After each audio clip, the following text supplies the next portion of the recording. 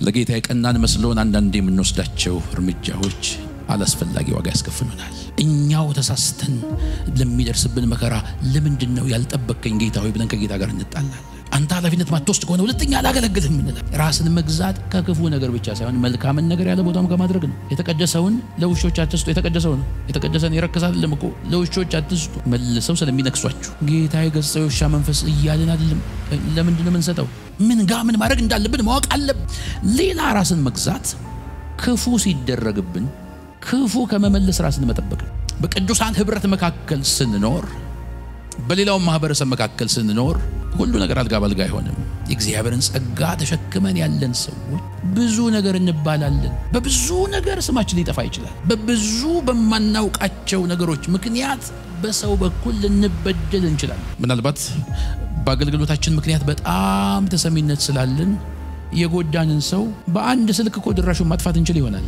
መብታችን ነው ከጸጋችን ጋር መኖር ካልፈለግን። የእግዚአብሔር ጸጋ እኮ ተሰሚነት ይሰጠን። የእግዚአብሔር ጸጋ ነው መወደድ ይሰጠን። እግዚአብሔር ስላልናቀን የከበረው ነገር በእኛ ላይ ያስቀመጠው። ይቻላል ጥርስን ስለ ጥርስ አይን በአይን ፋንታ ይቻላል። ክፉን በመልካም አሸንፍ እንጂ በክፉ አትሸነፍ ተብሎ ተጽፏል። ራስን የመግዛት መንፈስ ጌታ ብቻ ይክበር።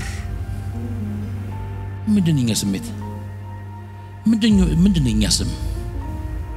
ምንድነኛ ታሪክ?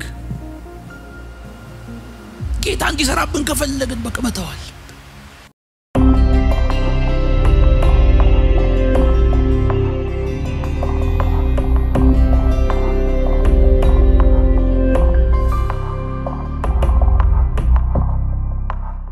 ነው የሚሆነው። ሁለተኛ ጢሞቴዎስ ምዕራፍ 1 ከቁጥር 1 ጀምሮ እስከ 7 ባለው ክፍል ላይ ነው አብረን በጌታ ፊት ምን ሆነው። የመልእክቴ ርዕስ ዛሬና የሚቀጥለውን ሳምንት ጸጋን ማነሳሳት የሚል ነው። ጸጋን ስለማነሳሳት ነው የምንካፈለው። የእግዚአብሔር ጸጋ የሌለበት ዳግም የተወለደ ሰው የለም። እግዚአብሔር የመረጠ አይደለም ጸጋን የሚያስቀምጠው። ዳግመኛ በተወለደ ሰው ሁሉ ላይ የከበረ የጌታ ጸጋ አለ። መንፈስ ቅዱስ ለእያንዳንዱ እንደወደደ ያካፈለው የከበረ ጸጋ አለ። ማንም የማይጠቅም የለም። ማንም እግዚአብሔር የማይፈልገው የለም። ያንዱ ጸጋ ትንሽ ያንዱ ጸጋ ትልቅ የሚባል ነገር የለም። የእግዚአብሔር የሆነ ሁሉ ትልቅ ነው። ይህንን ጸጋ ስለማነሳሳት ነው የምንካፈለው። ሁለተኛ ጢሞቴዎስ ምዕራፍ 1 ከቁጥር 1 ጀምሬ እስከ 7 ድረስ በጌታ በኢየሱስ ማነባለው። እንዲህ ይላል። በክርስቶስ ኢየሱስ እንደሚሆን የሕይወት ተስፋ በእግዚአብሔር ፈቃድ የኢየሱስ ክርስቶስ ሐዋርያ የሆነ ጳውሎስ ለተወደደው ልጄ ለጢሞቴዎስ ከእግዚአብሔር አብ ከጌታችንም ከክርስቶስ ኢየሱስ ጸጋና ምሕረት ሰላም የሚሆን ሌትና ቀን በልመናዬ ሳላቋርጥ ስለማስብህ እንደ አባቶቼ አድርጌ በንጹህ ሕሊና የማመልከውን እግዚአብሔርን አመሰግናለሁ።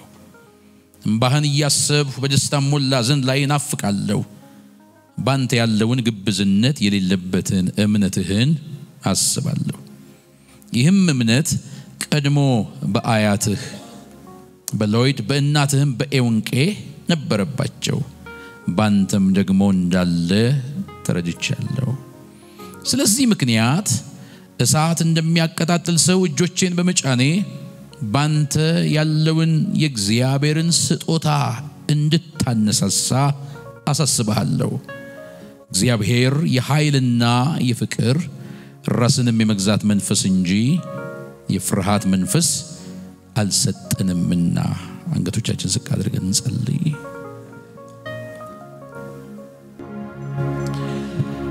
ሐዋርያው ጳውሎስ በእምነት ልጁ ለሆነው ለጢሞቴዎስ ደስታውን ይገልጽለታል። ደስታውን የሚገልጽለት በጢሞቴዎስ ሕይወት ውስጥ በጣም የከበሩ ነገሮችን ስላየ ነው። እነዚህን የከበሩ ነገሮች ከቤተሰቦቹ እንደወረሳቸውም ያነሳለታል። ሁለት ዋና ነገሮችን ጠቅሷል።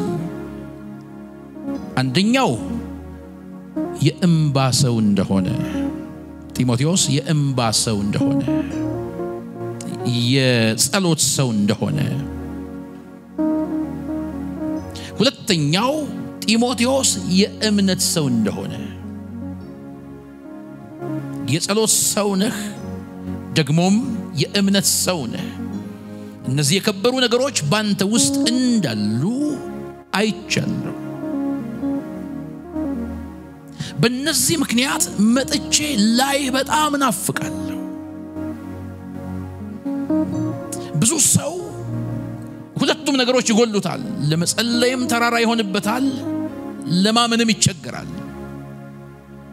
አንተ ከአያትህ ጀምሮ እናትህም ላይ ተመሳሳይ የህይወት ልምምድ ስለነበር ባንተም ዘንድ ይሄው ነው የቀጠለው አንተ ዘንድ እንደውም ግብዝነት የሌለበት እምነት ነው ያለው በአፍ ለማለት ብቻ አምናለሁ የምትል ሰው አይደለህም ነገሮች በተግባር ሲመጡም በእምነት ጸንተ የምትቆም ነህ ይሄንን ባንተ ዘንድ አይቻለሁ አንዳንድ ጊዜ በህይወታችን እግዚአብሔርን እንደምናምን እናገራለን እናውጃለን ምናምንም ይመስለናል የሚፈትን ነገር ሲመጣ ግን መቆም ያቀተናል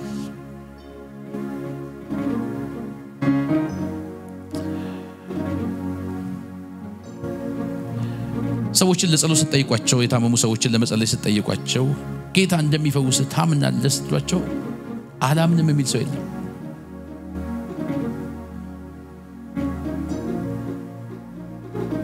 በተለይ ሰው እምነቱ በጣም የሚጨምረው እጅ ጭናችሁ ረጅም ሰዓት ከጸለያችሁለት ነው እምነቱ ይጨምር የሚመጣው እጅ ጭናችሁ በቃ ተፈውሰሃል ካላችሁት በቃ ይላል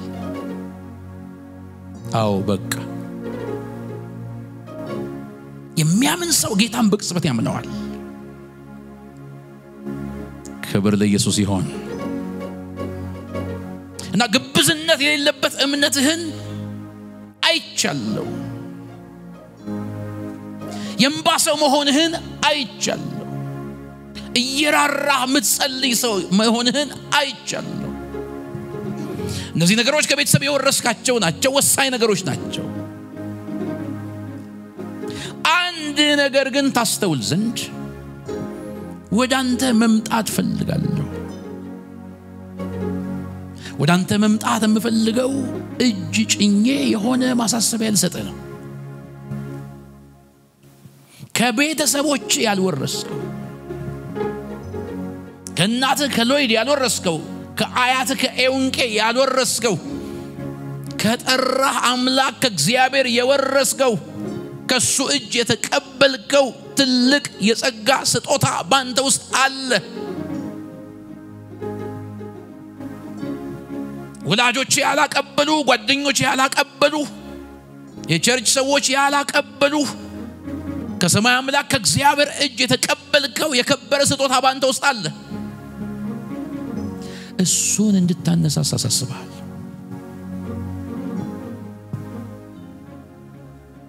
እምነት ብቻውን በቂ አይደለም ጸሎት ብቻውን በቂ አይደለም ወሳኝ ነገሮች ቢሆኑም መንፈሳዊ አገልግሎትን የምታገለግለው በልምምድህ አይደለም ከእናትና ከአያት በሚወረስ ነገር አይደለም ከእግዚአብሔር በተቀበልከው የጸጋ ስጦታ ነው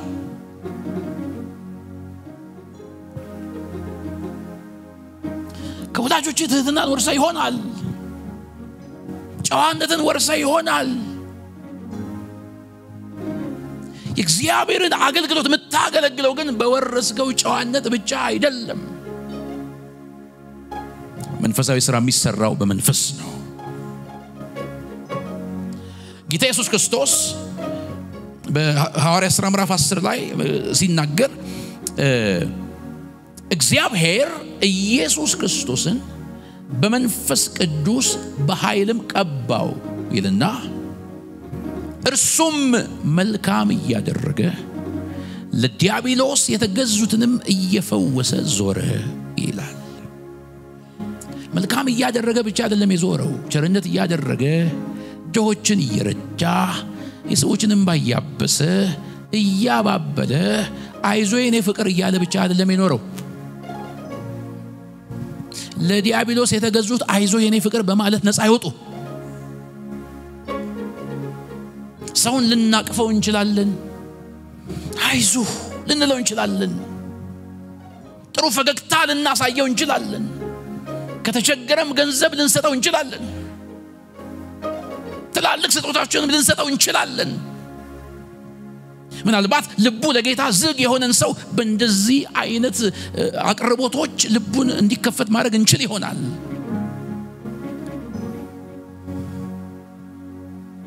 ባጋንንት የታሰረ ሰው በመናደርግለት ቸርነት ነፃ አይወጣም።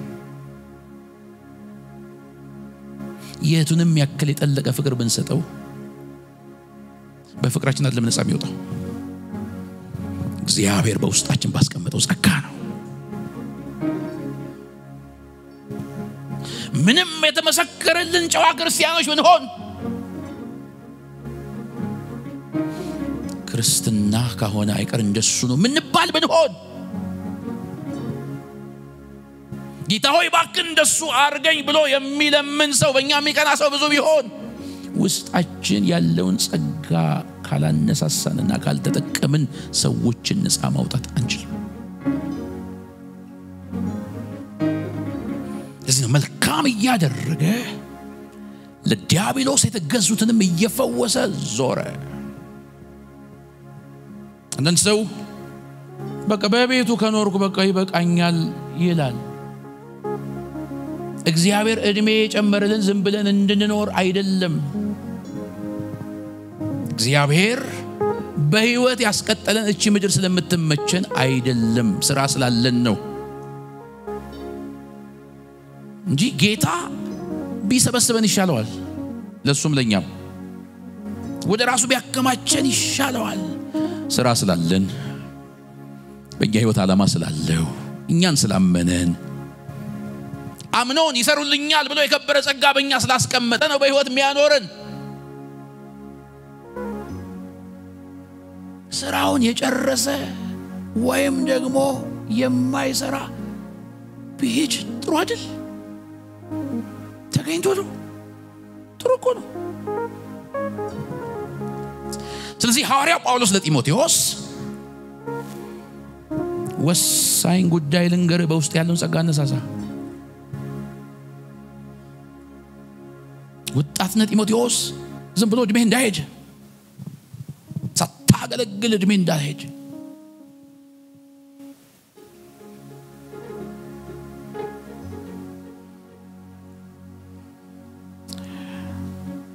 እግዚአብሔር የሰጠን ጸጋ ሳንጠቀምበት መሄድ ክብር አይደለም።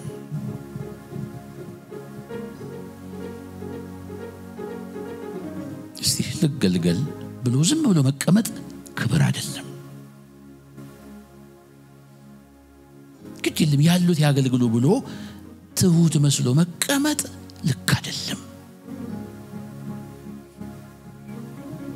ሌላ ማአት ሚሊየን ህዝብ ድኖ ለአገልግሎት ቢሰማራ ራሱ መከሩ ከዛ በላይ ብዙ ነው።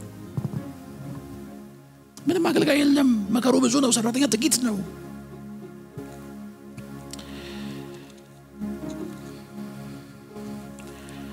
ሐዋርያ ጳውሎስ ይሄን ስጦታ ማነሳሳት ያለብህ አንተ ነህ፣ እንድትነሳሳ አሳስብሃለሁ። እኔ አንተን መርዳት የምችለው እጄን በመጫን ነው፣ ለአንተ በመጸለይ ውስጥ ያለውን ጸጋ ለይቶ ማነሳሳት ያንተ ነው። ማነሳሳት ትኩረት ስለሚፈልግ፣ ማነሳሳት ጥንቃቄ ስለሚፈልግ ከዛ ነግሮታል። የእግዚአብሔርን ጸጋ ለማነሳሳት የሚጠቅሙ ነገሮችን ነግሮታል። እነሱ ነገሮች ነው እንድናይ መፈልገው። በሁለት ከፍሎ ነው የነገረው። አንደኛው እግዚአብሔር የሰጠን መንፈስ ላይ ትኩረት እንድናደርግ ነው ያስተማረው። ሁለተኛው እግዚአብሔር ያልሰጠንን መንፈስ እንድናስወግድ በዚህ በሁለት ከፍሎ ነው ሐዋርያው ጳውሎስ ለጢሞቴዎስ ያስተማረው። እግዚአብሔር ስለሰጠን መንፈስ ዛሬ ልናገር የተወሰነውን 3 ነገር ነግሮታል። እግዚአብሔር ስለሰጠን መንፈስ እግዚአብሔር የሰጠን መንፈስ በውስጣችን ያለውን ጸጋ እንድናነሳሳ የሚያግዘን ነውና 3 ነገሮችን ነግሮታል። ቁጥር 7 ላይ እግዚአብሔር የኃይልና የፍቅር ራስንም የመግዛት መንፈስ እንጂ የፍርሃት መንፈስ አልሰጠንም።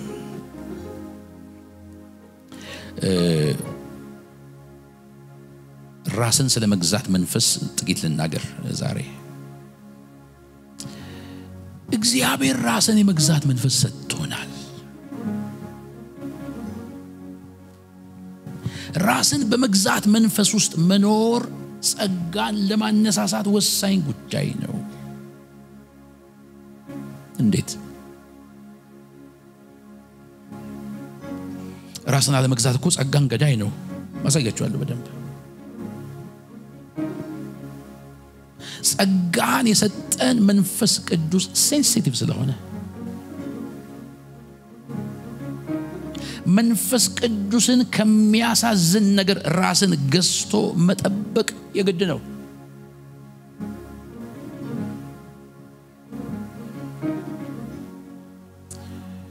ራስን መግዛት ስንል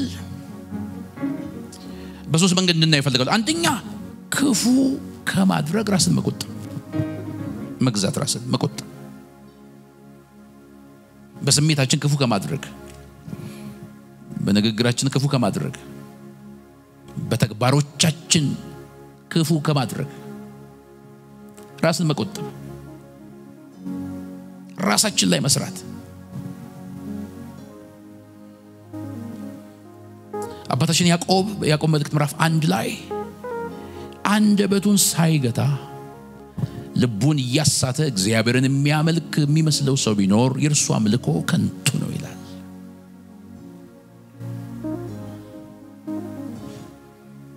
እንችግራለሁ ብሎ ሆዴ ባዶ ነው እያለ ሆዱ ባዶ እንደሆነ ለምን አፉም ባዶ አይሆንም? እግዚአብሔር ራስን የመግዛት መንፈስ ሰጥቶናል። በምንናገረው መንፈስ ቅዱስ ያዝናል።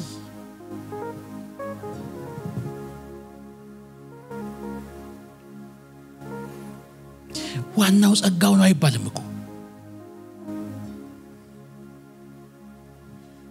ጌታ የጸጋውን መጠቀሚያ ዕቃ ይፈልገዋል። የተገራ ማንነታችን ጌታ ይፈልገዋል። ቅድም ፓስተር ለእግዚአብሔር ስለመገዛት ሲናገር ነበር። ለእግዚአብሔር የተገዛ ማንነትን መንፈስ ቅዱስ ይፈልጋል።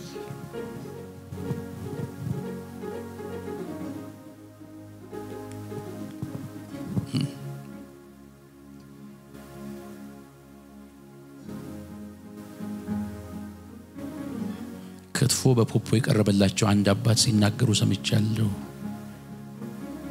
ክትፎ ቢወዱም ቅሉ በፖፖ ስለቀረበ እንዴት ይብሉት?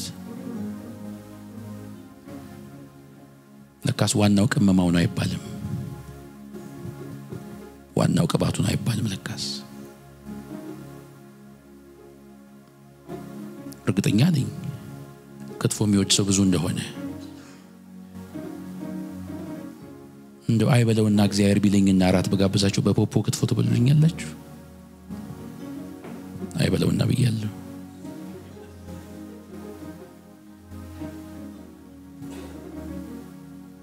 ግድ የለም አይኔን ጨፍኜ በላሉ ትላለች። ዋናው ቅባት ነው። ሃሌሉያ። አየውስጥ አይኔ ተከፍቷል። እኔ ወደ ክትፎ ወደ ውስጡ እንጂ ወደ ማቅረቢያው አላይም ትላላችሁ።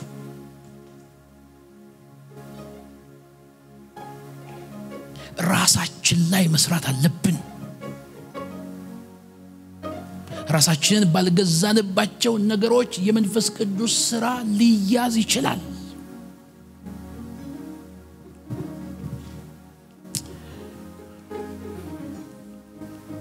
ስለዚህ ልክ ከመሆን እንደፈለግን ከመኖር ስሜታችንን ካለመቆጣጠር ራስን መግዛት ጌታ የሰጠን መንፈስ ነው። ሐዋርያው ጳውሎስ ይሄንን መክሮታል። አንዱ ራስን የመግዛት መልክ ይሄ ነው። ሁለተኛ ራስን የመግዛት መልክ መልካም የሆነውንም ነገር ያለ ቦታው ከማድረግ መቆጠብ። ያለ ቦታው ያለ ጊዜው መልካም ቢሆን እንኳን ያለ ቦታውና ያለ ጊዜው ሲሆን መልካም አይሆንም። ጌታ ኢየሱስ ክርስቶስ ማቴዎስ ወንጌል ላይ እንቆቻችሁን ምኖቻችሁን እንቁ ነው አይደል? በሪያዎች ፊት አትጣሉ። እንቁ ነው ሃሌሉያ ከመቼው በዘረገፉት አይባልም። እንቁ ስለሆነ ብቻ የትም አይጣልም።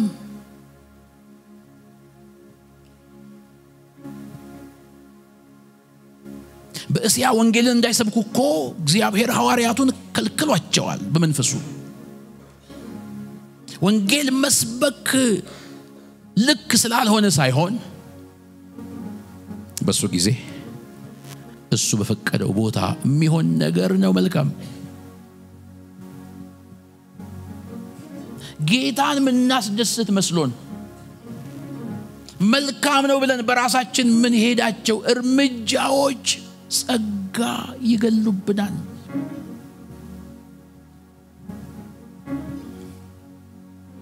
አንዳንዶች ምን ከፍላቸው ዋጋዎች በህይወታችን ላይ ምን እናልፍባቸው ፈተናዎች እኛው ጎተተን ያመጣናቸው ናቸው። እግዚአብሔር መልእክት ሊሰጠን ይችላል። እግዚአብሔር መልእክት ሲሰጠን የት ነው መናገር ያለብን? በምን ሁኔታ ነው መግለጥ ያለብን? አንዳንድ እንደወረደ የሚባል ነገር እኔ አሁን ግርም ይለኛል። ልክ ነው መልእክት ጌታ ያለውን ነው ምንለው እና እንዴት ልበል በምን ሁኔታ ይሄን መልእክት ልናገር ይባላል እኮ።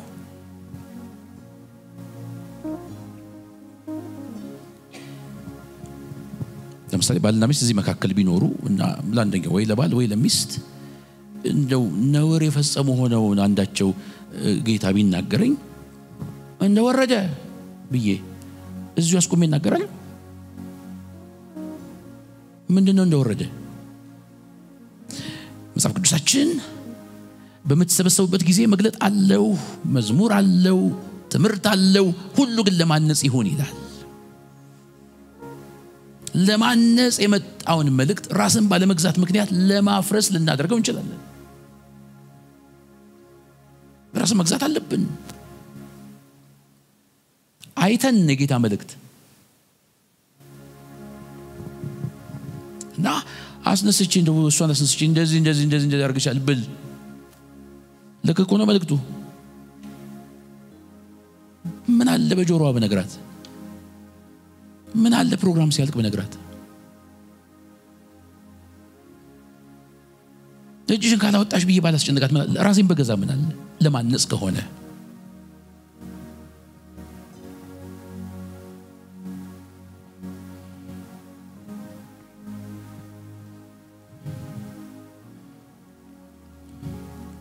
ገጥሞኛ ቃል እንደዛ አይነት ፈተና አብረው ባሉበት በግል ጸሎት ፈልገው መጥተው የሆነ ነገር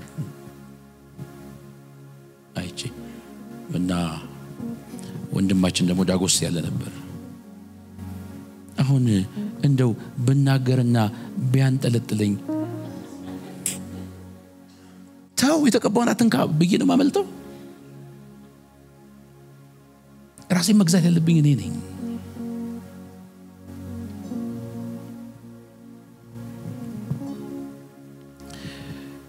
ለጌታ የቀናን መስሎን አንዳንዴ የምንወስዳቸው እርምጃዎች አላስፈላጊ ዋጋ ያስከፍሉናል።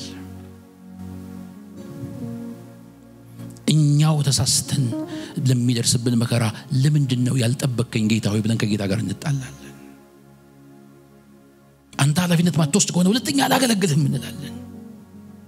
ራስን መግዛት ከክፉ ነገር ብቻ ሳይሆን መልካምን ነገር ያለ ቦታም ከማድረግ ነው። የተቀደሰውን ለውሾች አትስጡ። የተቀደሰው ነው የተቀደሰን ይረክሳል አይደለም እኮ። ለውሾች አትስጡ መልሰው ስለሚነክሷችሁ። ጌታ የገጸው ሻ መንፈስ እያልን አይደለም። ለምንድነው የምንሰጠው? ምን ጋር ምን ማድረግ እንዳለብን ማወቅ አለብን።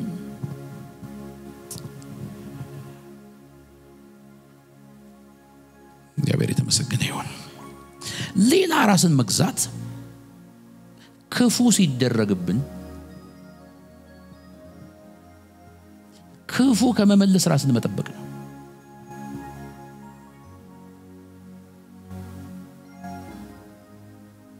በቅዱሳን ህብረት መካከል ስንኖር በሌላው ማህበረሰብ መካከል ስንኖር ሁሉ ነገር አልጋ ባልጋ አይሆንም። የእግዚአብሔርን ጸጋ ተሸክመን ያለን ሰዎች ብዙ ነገር እንባላለን። በብዙ ነገር ስማችን ሊጠፋ ይችላል። በብዙ በማናውቃቸው ነገሮች ምክንያት በሰው በኩል ልንበደል እንችላለን።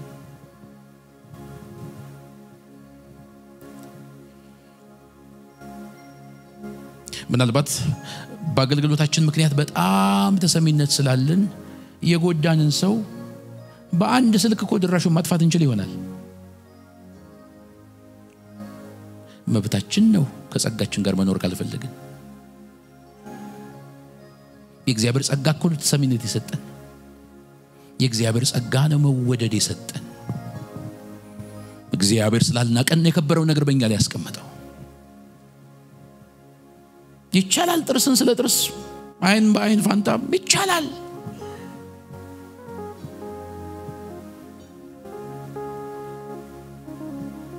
ክፉን በመልካም አሸንፍ እንጂ በክፉ አትሸነፍ ተብሎ ተጽፏል።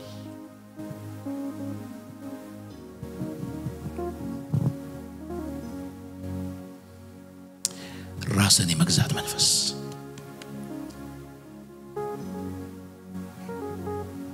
በቃ ጌታ ብቻ ይክበር። ምንድነኛ ስሜት? ምንድነኛ ስም? ምንድነኛ ታሪክ? ጌታ እንዲሰራብን ከፈለግን በቃ መተዋል።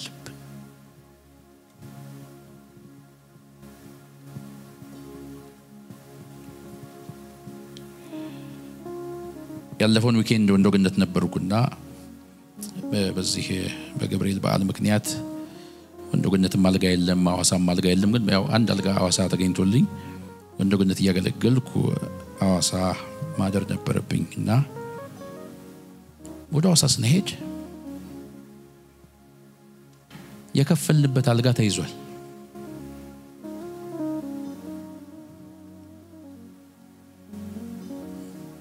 እና ተባርከን ነው ያለው ስናገለግል ምን ይሻላል?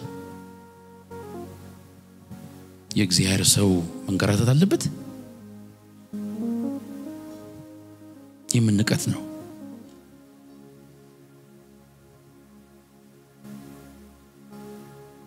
በቃ ብዙ ነገር ታሰበ በስጋ ለመገለጥ ሁሉ። የሚያዋጣው ራስን መግዛት አይደል? መጠንቀቅ አለብን በውስጣችን ላለው ጸጋ። ጸጋችን የሚያስላጭ ነገር በጣም ብዙ ነው እዚህ ምድር ላይ። እስቲ እውነቱን እንነጋገር። ያለ ጸጋ ማን ይፈልገናል?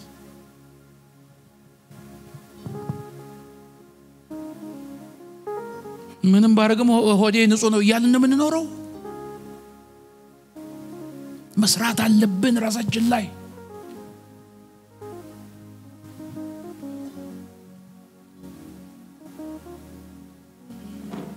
እና አንዳንዶች እየደወሉ አንተን ጣለላቸው እንጂ ጉዳቸው ፈልቶ ነበር ይላሉ። ምንድነው አንተ? የሰው ሁሉ ህይወት ራስን የመግዛት ሊሆን ግድ ነው። እባካችሁ ጸጋችሁን አክብሩ። አይገባውም ራሳችንን ብንገዛለት ጌታ። አይገባውም ዝም ብንልለት። አይገባውም ጨዋ ብንሆንለት። ራሳችን ዝቅ አድርገን ብንኖርለት አይገባውም።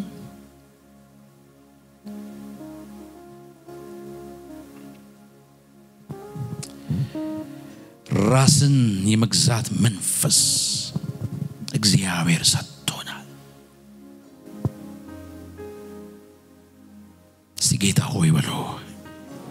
በዘመኔ ሁሉ ራስን በመግዛት መንፈስ ባርከኝ።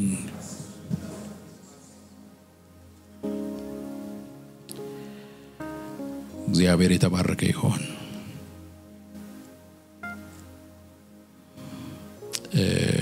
ተናግሬ ይሆናል አላቅም ላገለግል በሄድኩበት ከከተማ ውጪ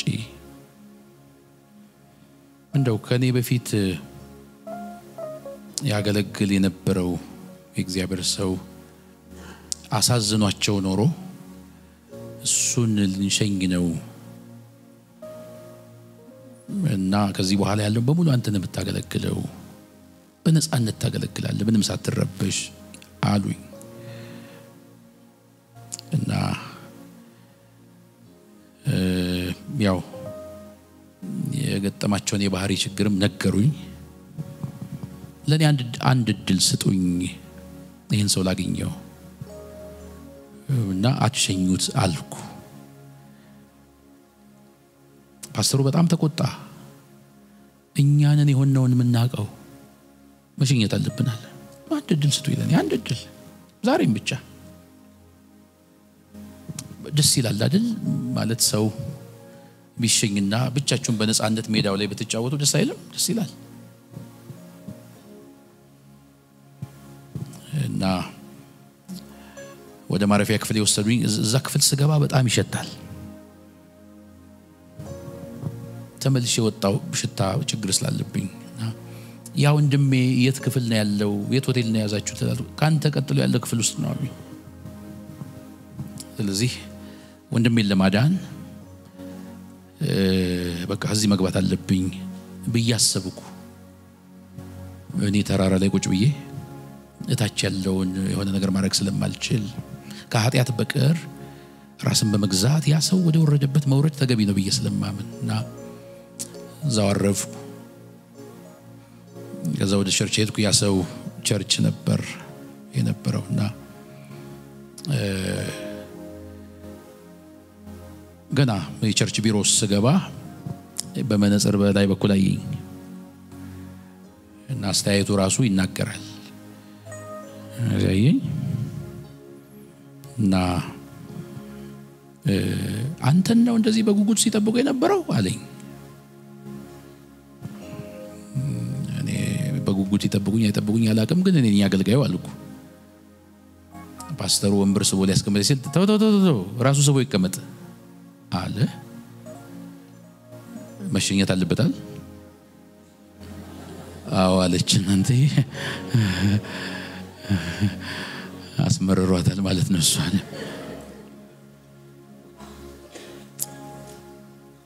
ራስን መግዛት አይገባም። ለጸጋችሁ እኮ የምንጠነቀቀው እውነት እላችኋለሁ ያለ ጸጋችሁ ፈላጊ የላችሁ። አንወሻሽም አይደል? አንሸነጋገልም።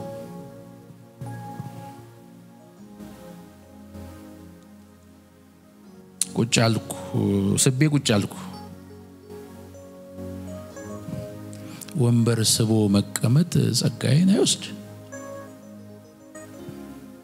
ክብሬን አይነካ። ደግሞ ምን ክብር አለኝ? ራሳችንን ለማስከበር አንኖርም። ኢየሱስ እንደሱ ስላላስተማረን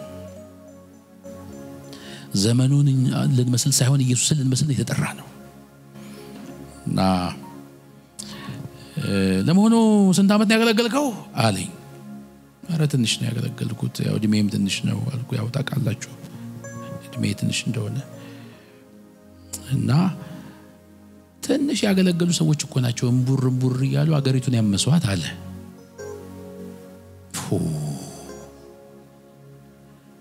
ያቀኛል ወይስ ምንድነው? ራስን መግዛት ግን ይገባል። አሁንስ ጭንቅላት ላይ ወጣ አይባልም። እኛ ሰፈር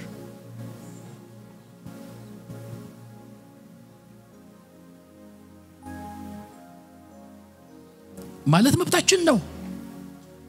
ግን ራስን የመግዛት መንፈስ ሰጥቶናል እግዚአብሔር። አንቀልድም ጌታ በሰጠን ጸጋ አይባልም። አልበዛም እንዴ አይባልም ጌታ ሲገረፍ አልበዛም እንዴ ስላላለ ጌታ ካለ በሉ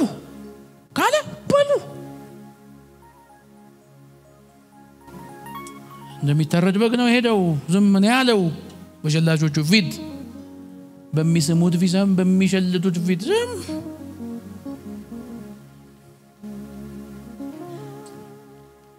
ይሁዳን እግሩን ሲያጠብ እኮ አሳልፎ እንደሚሰጠው ያወቀ ነው እግሩን ያጠበው ተሸውዶ አይደለም ግን ያወቀንም ራስን መግዛት ጸጋን ለማነሳሳት ወሳኝ ጉዳይ ነው እንደው ሰከን ማለት ቢሆንልን በሁሉ ነገር ሲቀንጆቻችሁን አስባካችሁ ይቅርብኝ የምቾት መንገድ ካልሆነ ካልመጣ ካንተ ዘንድ የነገን ዕዳ እፈራለሁ ሰግቼስ ለምን እኖራለሁ እንደ ልብ ልሆን እንደ ልብ እንደ ሐሳብ ልሆን እንደ ፈቃድ እንደ ልብ ልሆን እንደ ልብ እንደ ሐሳብ ልሆን እንደ ፈቃድ በእኔ ላይ ትሁን ትሰረኝ የራሴም አልሁን ቀድመኝ ከወጣ ከፊቴ አልፈራም ብርቱ ነኝ አባቴ ጥላ ስር በምቾት አድራለሁ ዘመኔን ባንተ እቅፍ ቀርክው እንደ ልብ ልሁን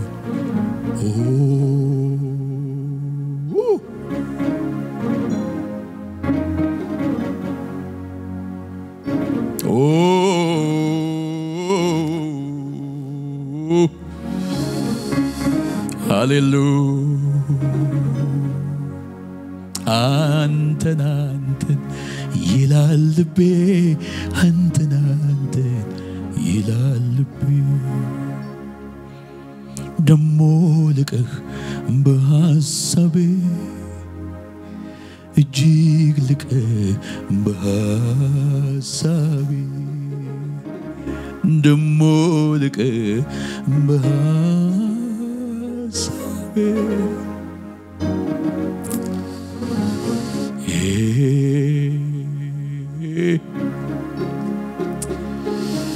ኢየሱስ የገባው ሰው ኢየሱስን ባይኑ ያየዘው ኢየሱስ የገባው ሰው ኢየሱስን ባይኑ ያየዘው ለሌላ ነገር መኖር አይችልም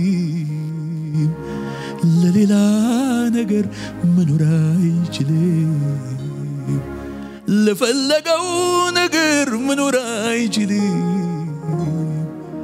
ለፈለገው ነገር ላንተ መኖር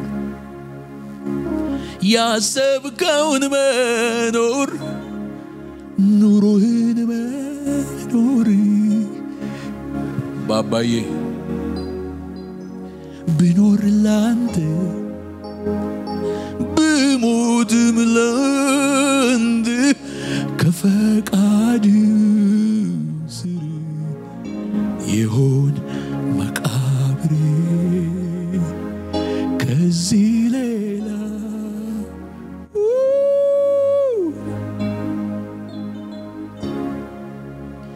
ተከትሎ መሄድ የአንተን ፍለጋ ምንኛ መልካም ነው ቢበዛልኝ ጸጋ አስገብሬ ልለፍ እንደ አባቶቼ ዓለምና ትርፏን ሁሉን ንቄ ትቼ ዓለምና ትርፏን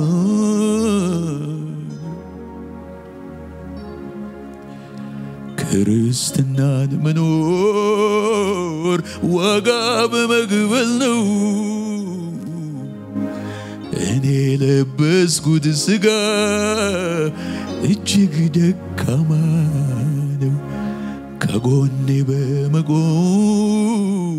ካላበረታኝ ታውቃለህ ጌታው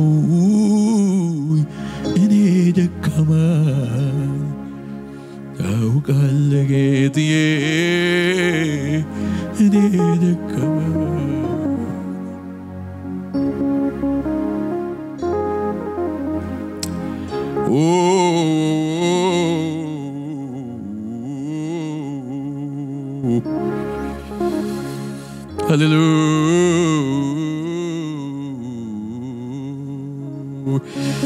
ራስን የመግዛት መንፈስ ይቆጣጠረን ስሜታችን ይገዛ አንደበታችን ይገዛ ሁለንተናችን ይገዛ በጌታ በኢየሱስ ስም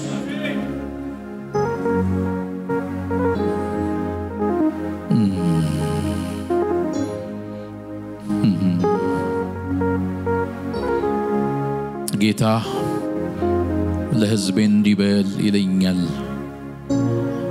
ያለ ፈቃዴ ይነጋልን ያለ ፈቃዴስ ይመሻልን ሕዝቤ ሆይ በፊቴ ስብስብ በል ይላል የሰራዊት ጌታ እግዚአብሔር ሁሉን ለኔ ተው ሕዝቤ ይላል ጌታ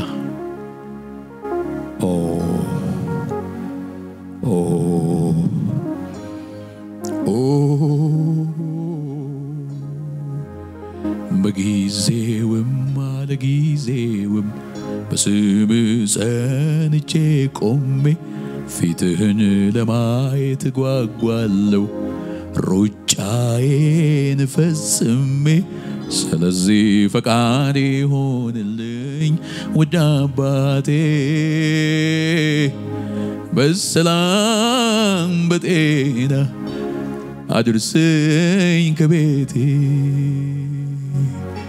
በጊዜውም አለጊዜውም በስም ጸንቼ ቆሜ ፊትህን ለማየት ጓጓለሁ ሩጫዬን ፈጽሜ ስለዚህ ፈቃዴ ሆንልኝ ውድ አባቴ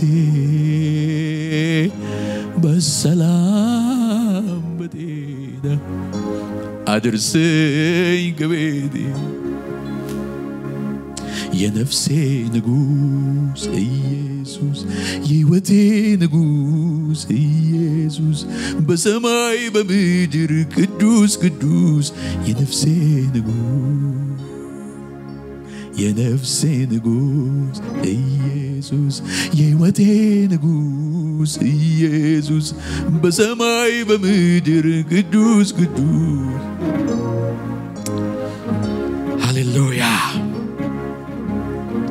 በቃ ጸጋው ይግነን እኛ እንጥፋ እኛ እንታይ እኛ እንሰወር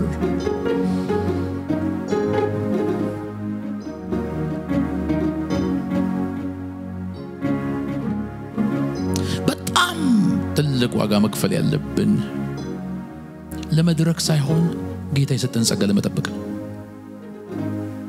በጣም ትልቅ ዋጋ መክፈል ያለብን በመድር ላይ የምንኖርበት መተዳደሪያችን እሱ ስለሆነ ሰው ጌታ እንደጠራው ጥሪ ካልኖረ እኮ በቃ አልኖረም ኑሮ አይደለም እኮ የሰጠንን ጸጋ ሳንጠብቅ እንዴት ትክክለኛው ኖርን ማለት እንችላለን ራስን መግዛት ወሳኝ ነው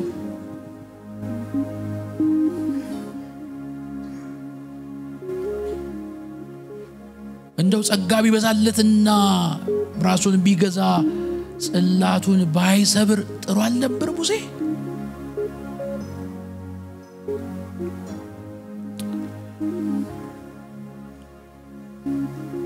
ወዳጆቼ ሆይ በጣም ስሜትን የሚጎዳ ነገር በዛ ሰው በኩል ቢሆንም ዓላማዬ ራስን በመግዛት ያን ሰው ማዳን ነው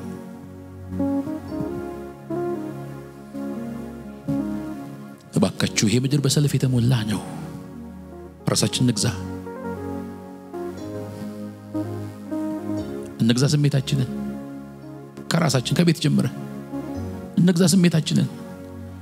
ጸጋ ሊያስጥለን ሰይጣን በደጃችን የሚያስቀምጠው ወጥመድ በጣም ብዙ ነው።